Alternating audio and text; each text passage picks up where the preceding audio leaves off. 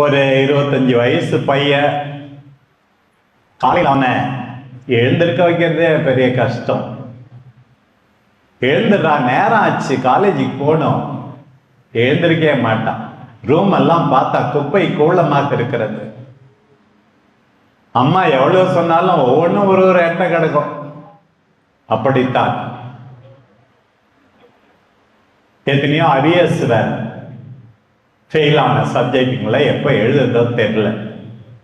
பாருங்க, அப்பா அம்மாவால் சகித்து கொள்ளவே முடியவில்லை. இருந்தாலும் அன்பு செய்கிறார்கள், மாற்ற நினைக்கிறார்கள்.